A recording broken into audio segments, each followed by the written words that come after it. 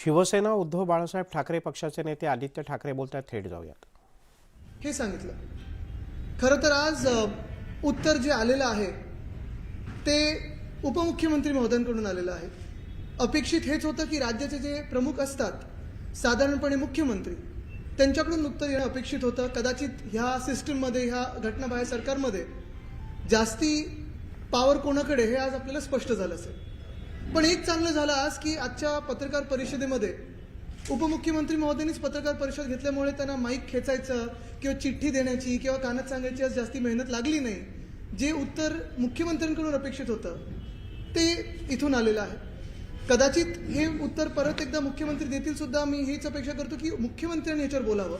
भले स्क्रिप्टमधून जरी आलं असेल, वाचून बोलले तरी चालेल, पण त्यांच्याकडून हे उत्तर अपेक्षित आहे, कारण ते राज्याचे प्रमुख आहेत जरी घटनाबाह्य सरकार असलं तर. आज सर्वप्रथम त्यांनी एक सांगत असताना, सुरुवात करत असताना सांगितलेलं आहे की केंद्र सरकारने 2000 कोटीचं इलेक्ट्रॉनिक हब हा आपल्या महाराष्ट्राला दिलेला आहे रांजणगावपर्यंत. आत्तापर्यंत जे मी काय ऐकत होतो ते असं होतं की साधारणपणे वेदांत फॉक्सकॉन असेल, मेडिकल डिव्हाइस पार्क असेल, बल्क ड्रग पार्क असेल, एअरबस टाटा असेल, काल परवाकडे देखील, आता मी काही जास्ती नावं घेत नाही कारण ही मालिकाच लागलेली आहे. आपल्या राज्यातून अनेक उद्योग जे आपल्याकडे येऊ शकत होते किंवा आपण पिच करू शकत होतो त्यांना, ते इतर राज्यांमध्ये चाललेले आहेत.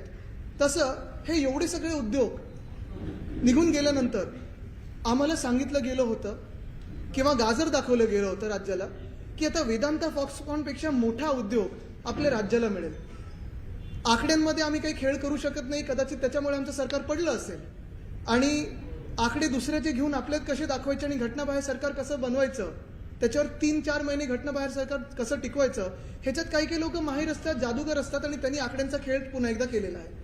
मला हे माहिती नव्हतं की 1,49,000 कोटीपेक्षा जास्ती मोठा आकडा हा 2,000 कोटीचा आहे.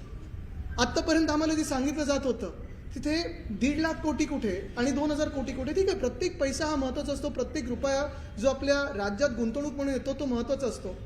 पण जेव्हा स्वतः देवेंद्रजी मुख्यमंत्री होते किंवा मग उद्धवसाहेब मुख्यमंत्री होते तेव्हा कधीही मुख्यमंत्री असतील किंवा उपमुख्यमंत्री असतील 2,000 कोटी वगैरे अशा कधी इन्व्हेस्टमेंटच्या घोषणा ते काय इंडस्ट्री सेक्रेटरी पण करायचे नव्हते. ते त्या लेवलला मोठ्या मोठ्या घोषणा व्हायच्या. ह्या सगळ्या MOUs आपण तिकडच्या तिकडे साईन करतो आणि याचं भूमिपूजन करून सुरू करतो का. तरी देखील आज त्यांनी सुरुवात केलेली आहे इलेक्ट्रॉनिक हब्सची. कदाचित असंच टेक्स्टाईल पार्क येऊ शकतं अमरावतीमध्ये, बुटीबोरीमध्ये आपलं रिन्युएबल एनर्जी पार्क येऊ शकतं. कारण ह्या सगळ्या गोष्टी रेग्युलरली एक कोर्समध्ये येणाऱ्या गोष्टी आहेत. जे आम्ही ज्याच्यावर आवाज उठवत आहोत त्या क्वचितच येणाऱ्या गोष्टी असतात ज्या महाराष्ट्रात निघून गेलेल्या आहेत. फॉक्सकॉनचा प्रकल्प, वेदांत फॉक्सकॉनचा प्रकल्प असेल, बल्क ड्रग पार्कचा प्रकल्प असेल, मेडिकल डिव्हाइस पार्कचा प्रकल्प असेल किंवा आत्ताकडे एअरबस टाटाचा प्रकल्प असेल. आता अजून काही गोष्टी, कारण आज त्यांनी सगळे कागदपत्र दाखवल्यामुळे आणि हमखासपणे सगळं सांगितल्यामुळे आम्ही देखील आमच्याकडे जे पुरावे आणलेले आहेत ते सांगतो. आता पहिली गोष्ट म्हणजे हे जर आपण बघितलं तर हे चित्र आहे सोशल मीडियावर आलेलं. ह्या खोके सरकारची एक क्रिएटिव्ह आहे, त्याच्यात महाराष्ट्रात आलेले प्रकल्प, त्याच्यात एक सिनारवाम्स पल्प अँड पेपर प्रकल्प रायगड, गुंतवणूक 20,000 कोटी असं त्यांनी सांगितलंय की हे त्यांनी आणलेलं आहे. दिसतंय सगळ्यांना. आता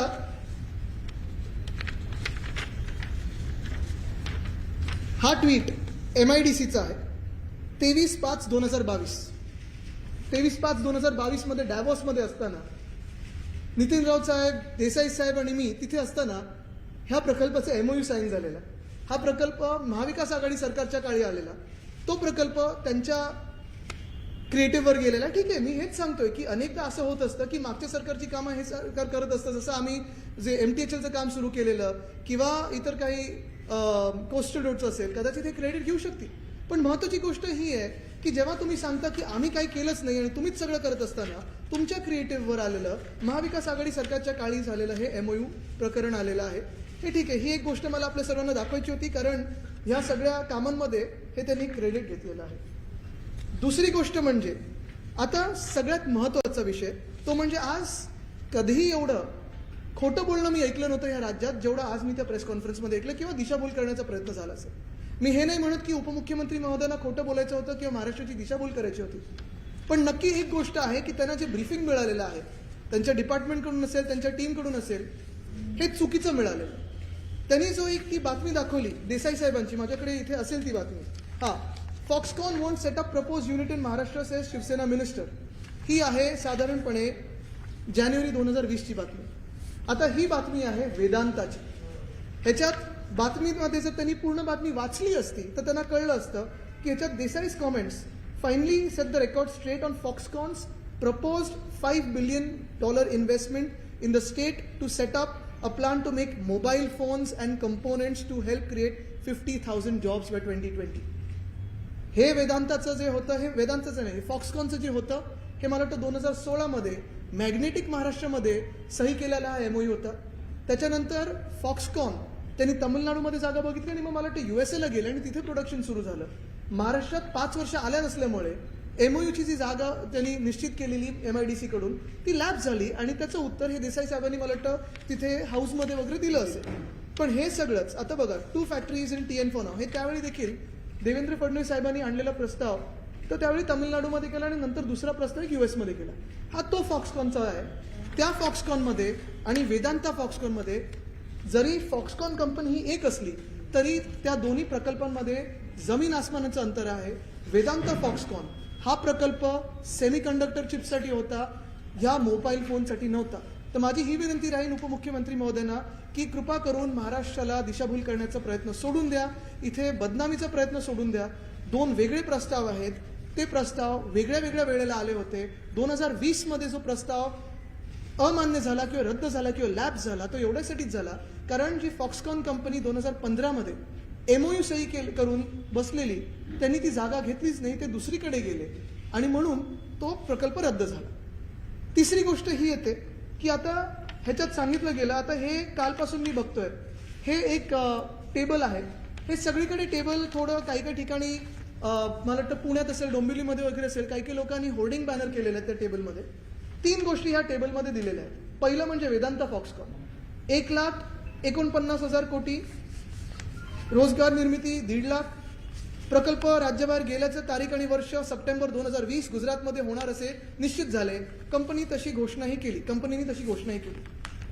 आणि मग महाराष्ट्र सरकारची भूमिका, तत्कालीन उद्योगमंत्री सुभाष देसाई यांच्या वेदांत फॉक्सकॉन प्रकल्पाचे विरोध व प्रकल्प न होण्याची घोषणा. म्हणजे तुम्ही विचार करा किती महाराष्ट्राला खोटं बोलण्याचा प्रयत्न होत आहे. हे जे सगळीकडे बोगस जे टेबल लागलेलं आहे त्याच्यावर थोडं स्पष्टीकरण मी आणलेलं आहे. पहिलं गोष्ट जसं मी सांगितली, तो फॉक्सकॉन आणि हा वेदांत फॉक्सकॉन हे दोन्ही वेगळे प्रकल्प आहेत.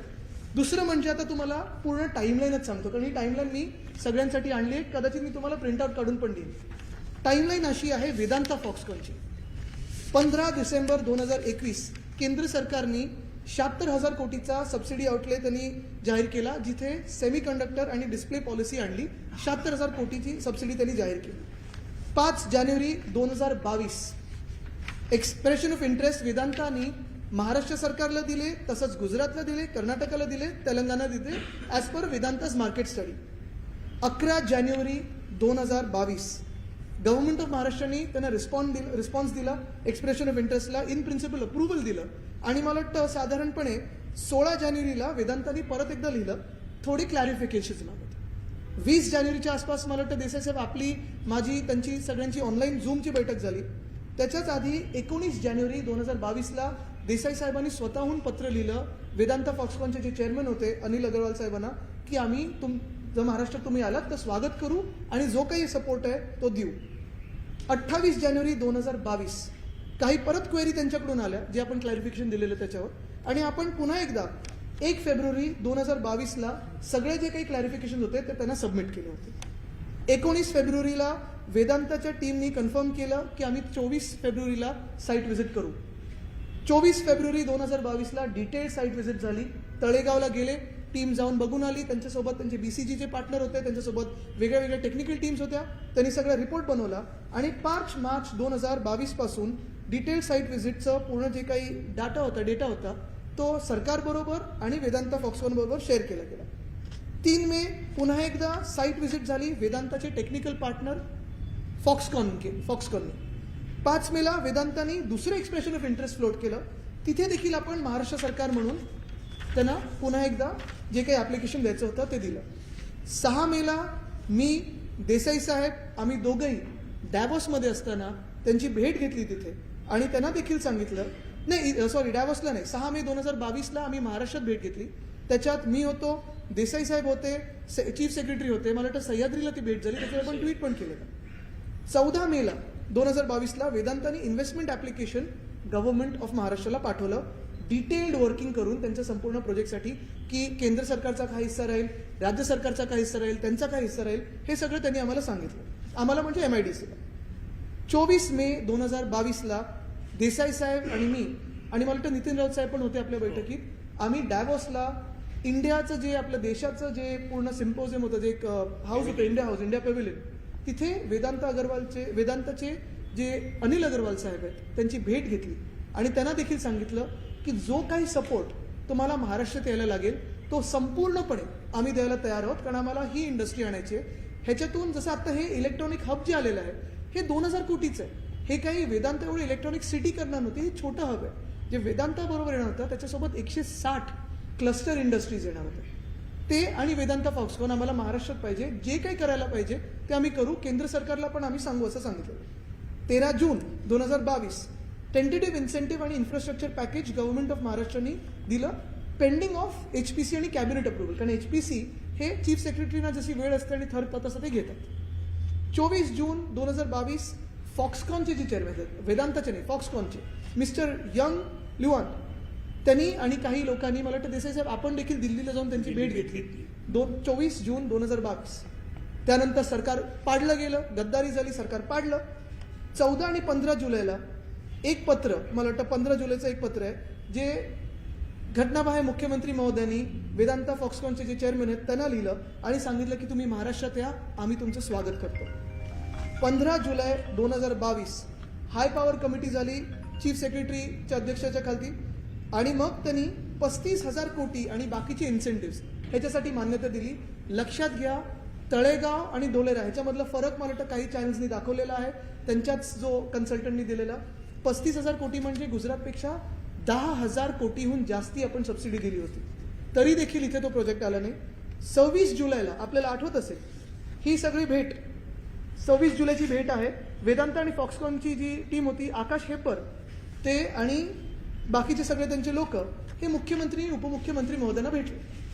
हे तुम्ही सगळ्यांनी बघितलेलं आहे. हे असेंब्ली चालू असतानाची ही भेट आहे. मला वाटतं विधान भवनातली एक नाही, मुख्यमंत्र्यांच्या चेंबरमधली आहे. ह्याच्यात 26 जुलै 4/18चा हा ट्विट आहे.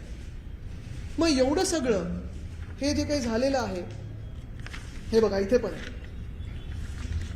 हे सगळं जे झालेलं आहे, जर हे सप्टेंबर 2020 की 21 मध्येच वेदांता फॉक्सकॉनने ठरवलं असेल की गुजरातमध्ये जायचं, मग आतापर्यंत ते काय आमच्यासोबत टाइमपास करत होते का, की तुमच्यासोबत टाइमपास करत होते की चला भेटूया, चहा बिस्किट मिळत नाही बाहेर म्हणून आम्ही तुमच्या मंत्रालयात येतो आणि भेटतो.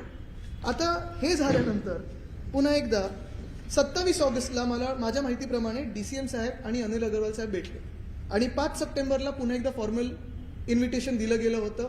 त्या इन्व्हिटेशनला उत्तर आलं नाही आणि सडनली आम्ही एका ट्विटवर बघितलं आणि तेव्हापासून हा सगळा हंगामा सुरू झाला की महाराष्ट्राच्या बाहेर हा प्रकल्प गेला कसा. आता ह्याच्यावर ही सगळी टाईमलाईन वाचल्यानंतर मला वाटतं आता तरी महाराष्ट्राला हे स्पष्ट झालं असेल की हे जे काही सांगतायत 2 गोष्टी, पहिलं तर वेदांता फॉक्सकॉन आणि फॉक्सकॉन ह्या 2 वेगळ्या गोष्टी.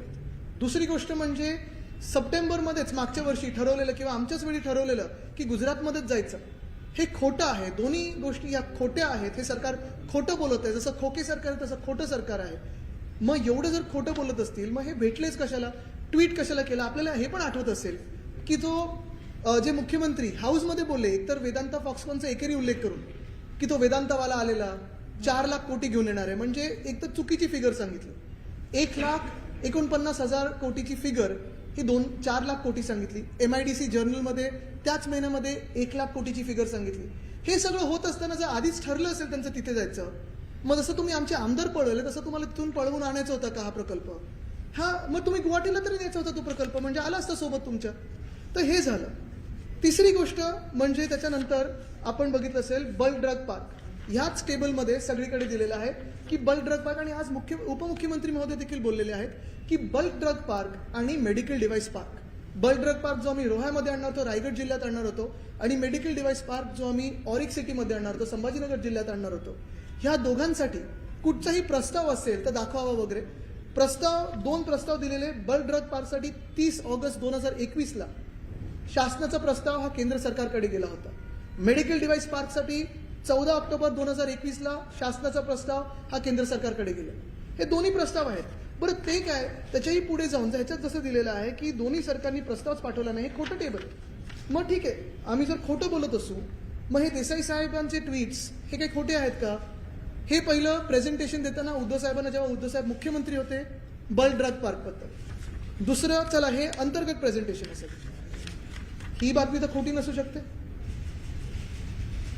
नीती आयोगची भेट घेताना नीती आयोगाचे जे आपले हे होते त्यांना भेट घेतली त्यांची, आणि त्यांनी सांगितलं, अमिताभ कांत साहेबांना देसाई साहेबांनी सांगितलं, याच्यात हे पण दिलेलं आहे की डिफेन्स मॅन्युफॅक्चरिंग हब तसेच बल्क ड्रग पार्क या केंद्र सरकारच्या योजना महाराष्ट्रात मंजूर होण्यासाठी सहाय्य करण्याची विनंती केली. हे आम्ही खोटं बोलतोय का? हा 11 जून 2021चा ट्विट आहे. आता ह्या जशा गोष्टी झाल्या, तसंच तिसरी गोष्ट आणि सगळ्यात महत्त्वाची म्हणजे एअरबस टाटा. आता एअरबस टाटामध्ये पण महत्त्वाची गोष्ट हीच आहे की एअरबस टाटा हा जो प्रकल्प होता, हा सगळ्यांना माहिती होता की साधारणपणे, आता त्यांनी जी 2 नावं घेतली, खरं तर मी उपमुख्यमंत्री महोदयांना चॅलेंज करतो की जे त्यांनी सांगितलं की एका टाटाच्या उच्च अधिकाऱ्यांनी सांगितलं की महाराष्ट्रात वातावरण बरोबर नाहीये, ते त्यांनी नाव सांगावं, लोकांसमोर येऊन नाव सांगावं. दादागिरी ही सत्ताधारी पक्षाचीच चालते, आमच्याकडून कोणालाच काही धोका नाहीये. त्यांनीच सांगावं नाव की ह्या अधिकाऱ्यांनी आम्हाला सांगितलं, टाटाच्या महत्त्वाच्या माणसांनी सांगितलं की महाराष्ट्रामध्ये महाविकास आघाडी सरकार असतानाचं वातावरण हे उद्योगासाठी चांगलं नव्हतं. कारण जे आम्हाला सांगितलं गेलेलं आमच्या भेटीत, ते स्पष्टपणे सांगितलेलं की केंद्र सरकार जिथे सांगेल तिथे आम्हाला जायला लागेल. बरं ठीक आहे, हा प्रस्ताव जर सप्टेंबर 2021 मध्ये वगैरे ठरला असेल, मग नितीन गडकरी साहेबांनी का पत्र लिहिलं, आम्ही सर्वांनी का पत्र लिहिलं? आम्हाला कदाचित आम्हाला सर्वांना माहिती नसेल, पण मग जर तुम्हाला माहिती असेल, 2016 पासून पाठपुरावा करत असाल, म्हणजे हे तुमचं अपयश आहे मुख्यमंत्री म्हणून की 2016 ते 19 मध्ये देखील तुम्ही स्वतःच्या पक्षाचं सरकार केंद्रामध्ये असताना आणि राज्यामध्ये असताना हा मोठा प्रकल्प नागपूरमध्ये, मिहानमध्ये आणू नाही शकला. कारण जर तुम्ही बघितलं, मेरिटवर जर बोलायचं असेल तर अनेक गोष्टी या मेरिटवर आपण सांगतो. हे बघा, हे गडकरी साहेबांचं पत्र मी परवा पण दाखवलेलं, हे भुजबळ साहेबांचं पत्र मी परवा पण दाखवलेलं, इथेच आहे. या 2 गोष्टी तर आहेतच, या 2 गोष्टी ह्या पुरावा आहेत. बरं, हे जर ठरलंच असतं, पण ठीक आहे ना, मग तुम्ही तरी, मग उदय सामंत साहेबांनी जे उद्योग मंत्री आहेत राज्याचे, त्यांनी देवेंद्र फडणवीस साहेबांचं नाव घेऊन का सांगितलं की ते जाऊन दिल्लीत ही मागणी करतील आणि हमखासपणे मिहानमध्ये आणतील? मला वाटतं हे सगळं खोटं बोलण्याचं जे नाट्य चालू आहे त्याच्यात कुठेतरी अंत यायला पाहिजे. आणि जे आज उपमुख्यमंत्री महोदय बोललेले आहेत की कुठे ना कुठेतरी कॉम्पिटिशन राज्यात आणि देशामध्ये वाढत आहे, अनेक राज्य झालेली आहेत. कॉम्पिटिशनवर बोलायचं झालं ना, तर महाराष्ट्र कॉम्पिटिशनमध्ये कुठे कमी पडतोय का, ह्याचा आज मी चॅलेंज देतो. आणि ह्याचं चॅलेंज मुख्यमंत्री महोदयांनी स्वीकारावं आणि माझ्यासमोर 1-on-1 मध्ये डिबेटवर यावं, तरच मी त्यांचं चॅलेंज स्वीकारेन. थ्रस्ट सेक्टर आहे महाराष्ट्र एव्हिएशनमध्ये. 19 ते 24 ह्या फायनान्शियल इयरमध्ये इंडस्ट्री पॉलिसीमध्ये एव्हिएशन हे थ्रस्ट सेक्टरमधून आपण जाहीर केलेलं आहे. नेटिव्ह पॉलिसी आहे, सेक्टर ग्रोथ आहे, 24% मॅन्युफॅक्चरिंग ग्रोथ दाखवलेली आहे. ATF कन्झम्पशन महाराष्ट्रामधलं 21%वर आहे. इकोसिस्टम आहे, हब्स आहेत, SEZs आहेत, ग्लोबल इन्व्हेस्टर आणि जीव्ही पार्टनर्स आहेत, की डिफेन्स सेक्टर आहे, पुणे आहे, नाशिक आहे, संभाजीनगर आहे, नगर आहे. या सर्वीकडे आपण अनेक ठिकाणी फिस्कल इन्सेंटिव्ह आणि लँड डिस्काउंट्स दिलेले आहेत. ह्या गोष्टी आहेत या सगळ्या. म्हणजे मी त्या दिवशी पण सांगितलं की चला, बल्क ड्रग पार्क तुम्ही गुजरातला दिलात, आंध्र प्रदेशला दिलात, हिमाचल प्रदेशला दिलात, पण महाराष्ट्राकडे दिला नाही. आणि आजच्या प्रेस कॉन्फरन्समधून कुठे ना कुठेतरी स्वतःचं अपयश झाकायला केंद्र सरकारवर बोट दाखवलं जात आहे, असं माझा स्पष्ट आरोप आहे. आत्तापर्यंत मी हे सांगत आलेलो आहे की जेव्हा महाविकास आघाडीचं सरकार होतं तेव्हा केंद्र सरकार आणि राज्य सरकारचे संबंध उद्योग जगात तरी चांगले होते. आम्ही 6.5 लाख कोटीची गुंतवणूक ह्या राज्यात आणली आणि तशीच आम्ही गुंतवणूक वाढत नेत होतो महाराष्ट्रात. तेव्हा डबल इंजिनचं सरकार नीट चाललेलं, मग आत्ता का फेल झालं? जर आपण बघितलं असेल तर आम्ही जर मागितलं होतं तेव्हा हे आमचं सरकार असतं तर कदाचित बल्क ड्रग पार्क आणि मेडिकल डिव्हाइस पार्क हा आला देखील असता महाराष्ट्रात, पण 3 अन्य राज्याला दिलं गेलं आणि आमच्याकडे असो. आज वेगळ्या वेगळ्या गोष्टी झालेल्या आहेत. आज काही जे महाराष्ट्रासाठी आवाज उठवणारे असतील किंवा फ्रीडम ऑफ स्पीच ह्याच्यात विश्वास ठेवणारे पत्रकार असतील, जे आमच्यावर पण टीका करतात, तुमच्यासारखे अनेक आहेत, त्यांना HMV म्हटलं गेलेलं आहे. जे बेरोजगार तरुण नोकरीसाठी आंदोलन करतात त्यांना शेमडी पोरं म्हटले गेले. खरं तर ह्या दोन्ही वक्तव्यांसाठी, कारण आता उपमुख्यमंत्री महोदय जसं बोलले की ते 2 आमदार रागामध्ये बोलले, असं हे देखील रागारागामध्ये बोलले असतील तर ते शब्द त्यांनी मागे घ्यावेत. कारण हिज मास्टर्स व्हॉइस कोणाला बोलणं किंवा शेमडी पोरं तरुणांना बोलणं हे पत्रकारांचा आणि पत्रकारितेचा अपमान आहे. आणि शेमडी पोरं हे जे आंदोलन करतात स्वतःच्या हक्कासाठी, महाराष्ट्राच्या आवाजासाठी, जे प्रकल्प ह्या खोके सरकारमुळे दुसरीकडे निघून गेले त्याच्यासाठी त्यांना शेमडी पोरं बोलणं हे खूपच अयोग्य आहे, निंदनीय आहे आणि हे मागे घ्यावेत. महत्त्वाची गोष्ट ह्याच्यातून एकच येते, पुन्हा एकदा त्याच्यात जो आरोप झाला होता की नागपूर मिहानमध्ये येत आहे म्हणून हे प्रकल्प दुसरीकडे पळवून नेण्यात आले, असा जो त्यांनी आरोप केला. अजून एक गोष्ट तुम्हाला सांगतो, गांभीर्याची गोष्ट आहे. जेव्हा महाविकास आघाडीचं सरकार होतं आपल्याला आठवत असेल, 1 मे 2022ला ठरलेलं की मुंबई नागपूर हिंदुहृदय सम्राट बाळासाहेब ठाकरे समृद्धी महामार्गाचं उद्घाटन व्हावं. मला वाटतं संभाजीनगर जिल्ह्यापर्यंत होणार होतं. तिथे काहीतरी क्रेन पडली वगैरे असं दाखवलं गेलं आणि ते उद्घाटन पुढे ढकललं गेलं. प्लॅन असा होता की ऑगस्टपर्यंत पूर्ण तिथपासून इथपर्यंत तो उद्घाटन होणार. हे उद्घाटन अजूनपर्यंत का नाही झालंय? कुठच्या निवडणुकीसाठी थांबल्यात, कुठच्या तारखेसाठी थांबल्यात? ती क्रेन खरंच पडली होती का? तो पूल खरंच पडलेला होता का? की सरकार पडेपर्यंत तुम्ही वाट बघत होतात? कारण आम्हाला जे ऐकू आलं ते फार वेगळं आहे की रस्ता तयार आहे. त्यांच्या दसऱ्याच्या जे काही सर्कस होती त्याच्यासाठी राजकीय कार्यकर्ते तिथून आले, पण अजूनही सामान्य नागरिकांसाठी हा समृद्धी महामार्ग उघडला गेला नाहीये. हे कशासाठी होतंय? हे कोणासाठी होतंय? हा समृद्धी महामार्गाची उद्घाटनाची तारीख ठरली नाही का? जो ऑगस्टमध्ये संपूर्ण होणार होता तो आतापर्यंत का नाही झाला? हे देखील मुख्यमंत्री महोदयांनी सांगावं, इतर कोणी नाही. ह्याच्यावर आपल्याला काही प्रश्न असतील तर आपण मला सांगा. केंद्र राज्याला देणार आहे याबद्दल कोणती अधिकृत घोषणा झालेली नव्हती किंवा असे कोणते प्रॉमिसेस देण्यात आलेले नव्हते हे देवेंद्र. बरोबर आहे, पण सगळ्यांकडून प्रस्ताव मागवलेले, जसं मी सांगितलं ज्या 2 तारखा आहेत ऑगस्ट आणि ऑक्टोबर 2021 मध्ये, जो आपला प्रस्ताव आहे मेडिकल डिव्हाइस पार्क असेल किंवा बल्क ड्रग पार्क असेल, देवेंद्रजी अजून एक बोललेत की मेरिटवर जिंकायला पाहिजे होतं. मला सांगा कुठच्या दुसऱ्या राज्यामध्ये 394 फार्मसी कॉलेजेस आहेत? मला सांगा कुठच्या दुसऱ्या राज्यामध्ये रोह्यासारखी जागा आहे जिथून नवी मुंबईमध्ये होणारा एअरपोर्ट आणि जिथे आम्ही दिबा पाटलांचं नाव देत होतो, आणि दुसरं म्हणजे JNPT जवळ आहे. कुठचं दुसरं असं राज्य आहे जिथे व्हॅक्सिन प्रोडक्शन हे सर्वात जास्ती आहे? कुठचं दुसरं असं राज्य आहे जिथे एक्सपोर्ट प्रिपेअर्डनेसमध्ये नीती आयोगाच्या रँकिंगवर आपण नंबर 2 वर आहोत? कुठचं दुसरं असं राज्य आहे जिथे डॉक्टर्स असतील, स्किल टॅलेंट असेल, तसंच जे फार्मास्युटिकल इंडस्ट्री आहे ती पूर्ण आहे? म्हणजे कुरकुम वगैरेकडे सिप्ला वगैरे पण आहेत. हे सगळं असताना तुम्ही अन्य राज्यांना द्या, माझं काही म्हणणं नाहीये, तुम्ही 5 अजून राज्यांना द्या, पण महाराष्ट्राचं जे हक्काचं होतं ते राज्य केंद्र सरकारकडून हे का घेऊन येऊ शकले नाहीत? हा माझा सवाल.